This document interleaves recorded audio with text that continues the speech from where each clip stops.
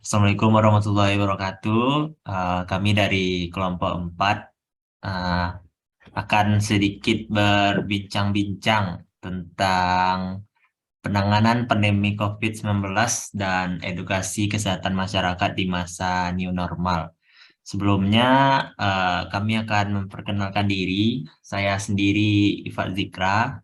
Kemudian teman saya ada Pari Kesit, ada Arif Muhammad Ladini, dan ada Devano Valentino. Halo guys, selamat malam. Malam. Ah, Malam. gue mau nanya nih ke Erik dulu sih.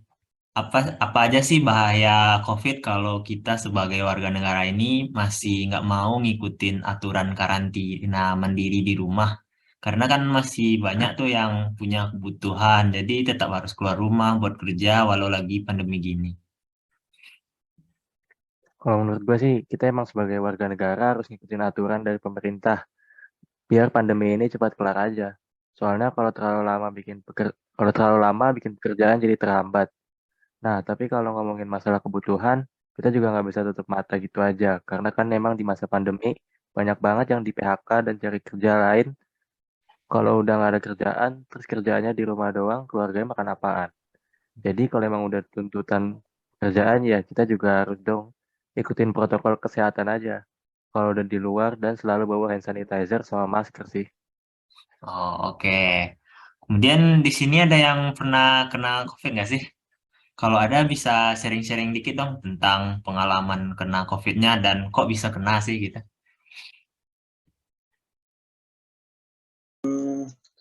Kalau gue sih pernah ya, cuman nggak parah-parah banget, nggak sampai harus dibawa ke rumah sakit. Cuman kayak ringan doang lah, kayak penciuman hilang, terus makan nggak ada rasanya. Awalnya sih dari masakan sebenarnya sih, pasti itu. Jadi nular satu kalau nggak banyak ini sih, cuman beberapa doang. Dan gue bertiga, abang gue, sama gue, mama gue. Jadi COVID ringannya bikin kita kehilangan penciuman, nggak bisa makan, jadi nggak enak lah. Cuman untung gue pas itu udah vaksin yang pertama ya, jadi walaupun kena jadi nggak terasa lebih parah. Biasanya kalau udah nggak ada perlindungan sama sekali kan pasti kan langsung drop banget tuh, kayak om gue kan sampai dirawat teman-teman. Kalau gue kan udah ada vaksin pertama, jadi sih udah ini udah enakan lah, maksudnya sampai harus perawat. Jadi gue mah nekeninnya penting banget vaksin gitu, sampai vaksin booster kalau bisa. Itu sih. Oke, thank you, Deb. Terus Oke. gue mau nanya ke Arif nih sekarang. Lo udah vaksin kan, Trip? Oh, ya ya, udah. Nah, lo bisa nggak sih ngasih saran buat orang yang masih takut vaksin gitu gara-gara hoax yang kayak vaksin nanti ada chipnya, ginilah, itulah yang bikin orang-orang pada takut vaksin.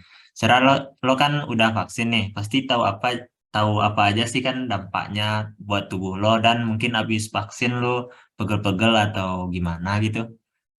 Mungkin bisa cerita dikit habis vaksin gimana. Oke, oke. Sejauh gue vaksin sampai vaksin ketiga ya, gue sampai saat ini nggak ngerasain apa-apa gitu. Kalau dampak positifnya ya, gue dapat merasa terjaga gitu dari virus COVID gitu.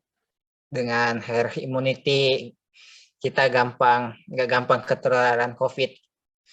Untuk dampak negatifnya sendiri nggak ada. Jadi untuk yang masih takut buat vaksin, mending vaksin aja sekarang. Soalnya saat ini kita kalau mau kemana-mana gitu harus nunjukin sertifikat vaksin gitu. Kayak mau ke mall atau kemana. Jadi kita nggak ribet jika mau kemana-mana. Jadi untuk semua yang belum vaksin, ayo vaksin mulai sekarang. Oke, terus ngomong-ngomong soal COVID, pasti kalian udah pada bosen kan sama pandemi gini yang nggak kelar-kelar.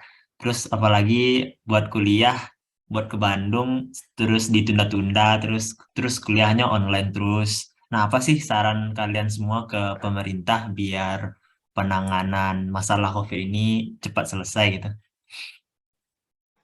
Kalau saran dari gue sih, pemerintah udah harus ngilangin kekhawatiran masyarakat soal dampak dari vaksin ini. Mulai dari edukasi secara online yang dimunculin di TV, sampai bikin artikel-artikel tentang pentingnya vaksin. Oke, Mungkin kalau ada lagi? enggak. Oke, kalau saran dari gue sih kurang lebih sama si Prekesit sih. Tapi gue mau nambahin aja soalnya soal yang bagian bikin-bikin artikel gitu, kayaknya kurang peminat yang baca gitu kalau artikel. Dan soalnya kan literasi digital di Indonesia itu masih kurang. Jadi mungkin kita bisa ubah jadi edukasi lewat video atau game yang berkaitan dengan COVID gitu. Mungkin kita dapat menguploadnya lewat YouTube atau media sosial yang lainnya. Itu sih kalau tambahan dari gue. Mungkin ada pertanyaan buat gue nggak sih? Sini gue mau nanya dong gantian ya. Ya, Kan ini nih, gue mau nanya sama Ipat. Belum ya. lama ini kan kita kan udah mau masuk new normal ya, udah ada pemberitahuan dari artikel-artikel segala macam mau new normal. Nah, apa saja sih ini persiapan lo buat masukin ke new normal itu? Em, Ya sih, akhirnya kan pemerintah sendiri juga udah ada pengumuman tentang new normal. Jadi pasti udah ada persiapan juga sih dikit. Misalkan kalau misal udah offline, kuliah offline, jadi pasti gua udah siapin segala hal, mulai dari benda yang harus dibawa sampai mental gua sendiri buat nyesuaiin diri di new normal ini. Nah, kalau barang-barang yang gua bawa sih pastinya masker sama hand sanitizer dan juga nggak lupa semua serba barang pribadi. Jadi siapin kantong plastik buat naruh barang yang udah kotor, habis dipakai biar tetap steril. Dan lo juga harus baca-baca juga tentang apa aja sih peraturan new normal biar ada persiapan.